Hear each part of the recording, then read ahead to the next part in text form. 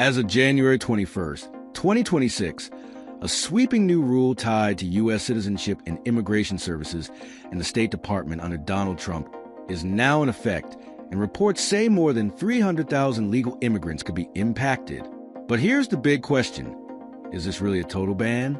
Who is actually affected? And what happens to green card applicants already in the pipeline? At the same time, USCIS is helping crack down on a major marriage fraud conspiracy involving fake military marriages and multiple indictments across several states.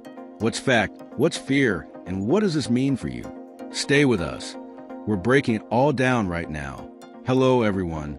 Welcome back to our channel, U.S. Immigration News. USCIS enforces sweeping new rule effective immediately. A new immigration rule takes effect midweek, right around Wednesday, or a new federal regulation quietly went into force, and within hours the headlines were blazing. More than 300,000 legal immigrants barred from entering the United States. That phrasing alone was enough to trigger an alarm. Messages poured in, questions multiplied. Was this an outright ban? Who exactly is affected? And does this mean doors are suddenly slammed shut for families already in process? Let's disentangle fact from frenzy.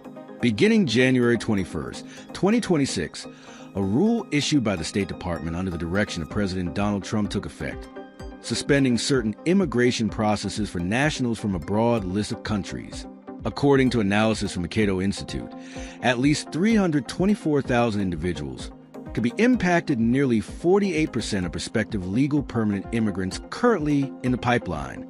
That number sounds staggering, but context matters. This regulation does not cancel all legal immigration, nor does it apply to tourist visas, student visas, or temporary work permits. It specifically targets individuals applying for immigrant visas, that is, those seeking lawful permanent residency, commonly known as green cards. And importantly, it affects those whose applications are already underway and who currently reside in the designated countries. For now, their cases are suspended pending further review. The public charge justification. So why the freeze?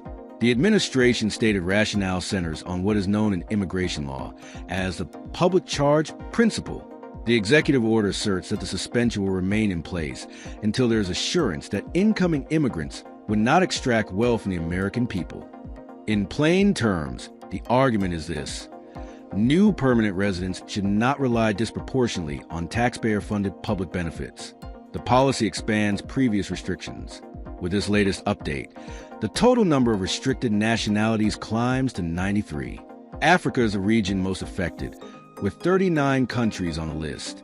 Several Asian, Oceanic, and European nations, including Russia, are also included. Within the Hispanic community, Colombia is among the countries now affected. Again, this does not mean citizens of those nations are permanently barred from the United States. It means their green card processes are paused while federal agencies conduct what they describe as deeper evaluations of benefit usage rates and economic impact projections. When will these cases resume? That remains uncertain. Officials indicate that reinstatement will depend on the outcome of internal reviews and potential policy adjustments. For families waiting in limbo, that uncertainty is understandably difficult. What this rule does not do, let's draw a firm line here. This rule does not cancel tourist visa applications, suspend student or employment-based non-immigrant visas, strip lawful permanent residents of their status, block short-term travel. It applies exclusively to immigrant visa processes for those transitioning into permanent residency. That distinction is essential. The headline circulating online captures only part of the story: the launch of Trump accounts for newborns. Now, shifting from immigration to economic policy, another development has generated considerable interest. Families have been asking about the so-called Trump accounts, a new savings initiative for children born between January 1st, 2025 and December 31st, 2028, during President Trump's current term. Each year thereafter, the account must be reported when filing taxes. An official online portal, TrumpAccounts.gov, is expected to go live by July 2026, streamlining registration and account management. This is structured as a long-term growth instrument, The funds cannot be accessed until the child turns 18. However, thanks to compound interest, the account could accumulate substantially over time. If left untouched until retirement age, the balance could grow even more significantly. Block 1 includes funding for defense, education, health, transportation, various federal agencies. Block 2 is more contentious. It focuses on the Department of Homeland Security. Funding for DHS carries significant implications, affecting agencies such as U.S. Immigration and Customs Enforcement, the Federal Emergency Management Agency, the U.S. Secret Service. Billions of dollars hinge on these votes.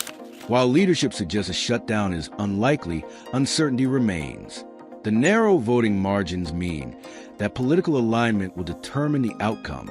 Should funding lapse, certain government operations could temporarily halt. However, signs currently point toward at least partial continuity. USCIS assists in marriage fraud conspiracy investigation, resulting in 11 indictments. U.S. Citizenship and Immigration Services assisted in an investigation that resulted in a 3-count federal indictment against 11 individuals accused of marriage fraud and bribery. Prosecutors allege the group recruited U.S. citizens, including members of the armed forces, to enter sham marriages with Chinese nationals seeking to bypass immigration laws and obtain green cards. The fake marriages occurred in several states, including Florida, New York, Connecticut, and Nevada. Participants allegedly staged photos to make the unions appear legitimate and followed a payment scheme that compensated U.S. citizens at different stages, including after divorce. 4 former U.S. Navy service members have pleaded guilty in related cases and await sentencing. 3 defendants are also accused of conspiring to bribe a public official. Defendants are presumed innocent unless proven guilty. That is all for today in this video. Please hit like and subscribe for an upcoming video. See you later. Till then, take care